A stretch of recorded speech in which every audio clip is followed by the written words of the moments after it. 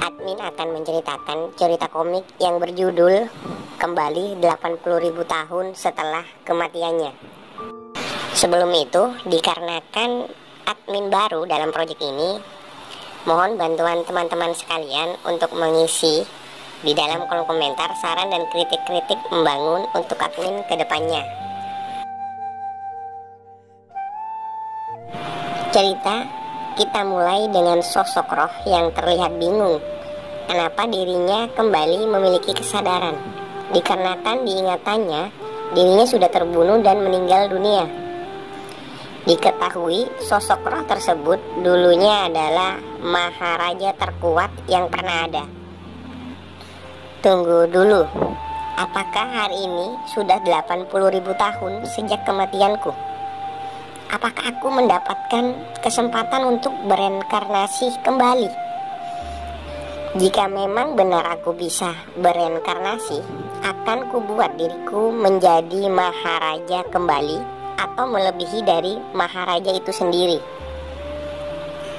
Sambil tertawa, lalu sosok itu pun terbang menuju suatu tempat. Hahaha.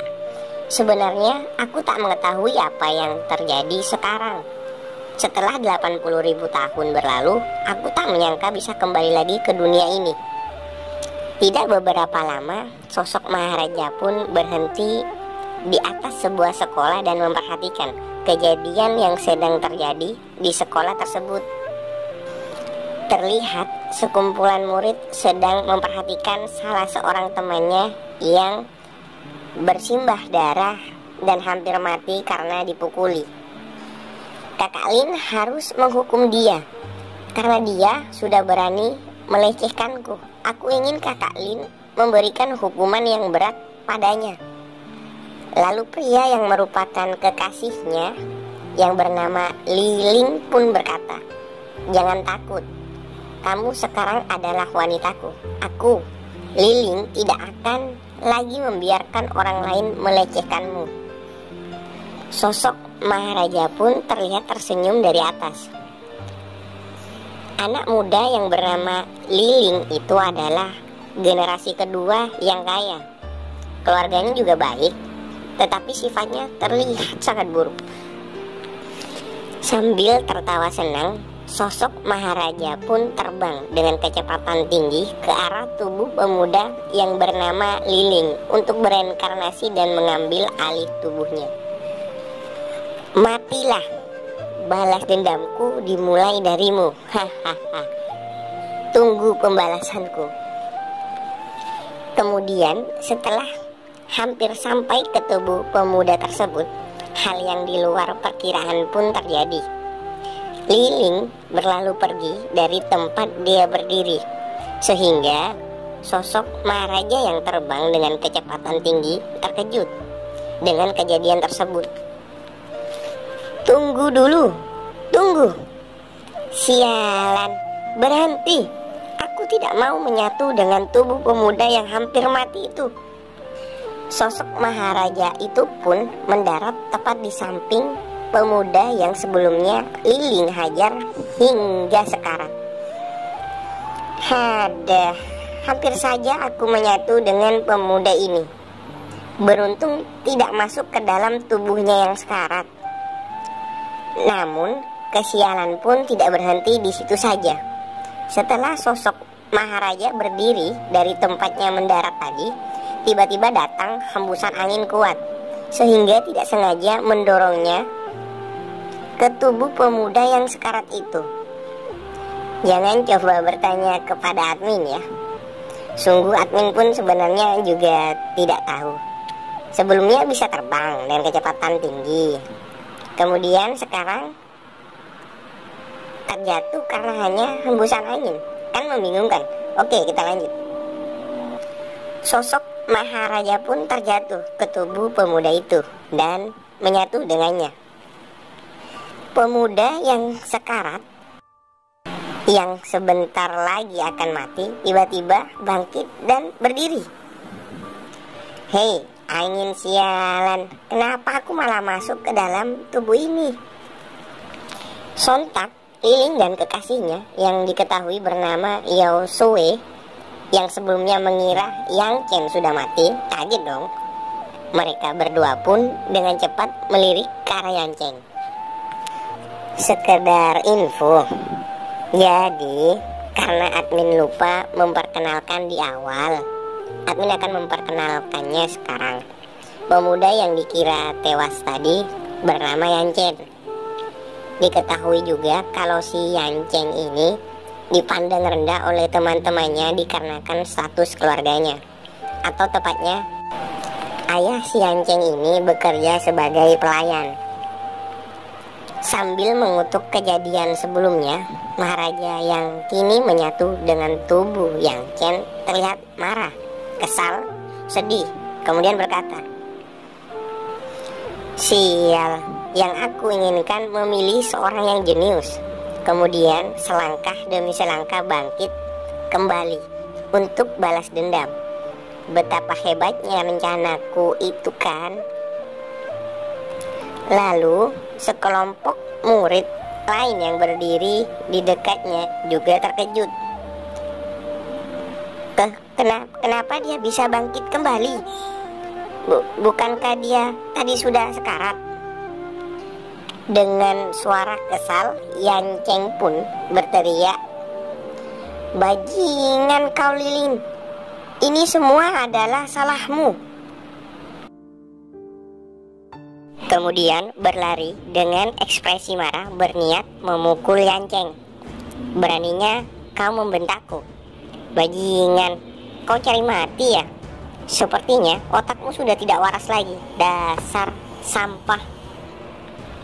Melihat Liling berlari ke arahnya, Yang Chen pun tidak tinggal diam. Yang Chen mempersiapkan kuda-kuda menyerang serta mengumpulkan kekuatan di tangan kanannya, berniat beradu kekuatan pukulan dengan Liling. "Sial kau, memangnya kamu siapa? Di mataku, kamu hanyalah seekor semut, tidak lebih dari itu. Terima ini." Lalu kedua kekuatan pukulan pun beradu. Terlihat Liling terpental mundur setelah beradu pukulan dengan Yang Chen, di mana Yang Chen yang saat ini bertarung dengan Liling adalah sosok reinkarnasi dari Maharaja terkuat yang pernah ada. Dan juga pukulan dari Yang Chen menimbulkan ledakan energi, hembusan angin, sehingga murid-murid lain merasakan kekuatan yang ditimbulkan oleh pukulan Yang Chen. Ekspresi terkejut pun terlihat jelas di masing-masing murid yang masih belum percaya pada yang mereka lihat di depan mata mereka. "Hei, apakah kau melihatnya? Bagaimana ini bisa terjadi? Astaga, mengapa dia bisa mengimbangi Liling?" Liling yang marah dengan tindakan Yang Chen lalu mengeluarkan kekuatannya. "Yang Chen sialan, kamu hanyalah budak dari keluarga Li Jiam, tapi kamu tidak tahu sopan santun ya, dan tidak menghormati tuanmu. Aku akan menghabisimu sekarang juga. Jika kamu masih sayang dengan nyawamu, panggil aku dengan sebutan Tuan Muda Ling sekarang juga. Apakah kamu pikir aku takut padamu?" ucap Yang Chen. "Ayo, kerahkan semua kemampuanmu, dan aku akan menggunakan satu jariku saja untuk melawanmu."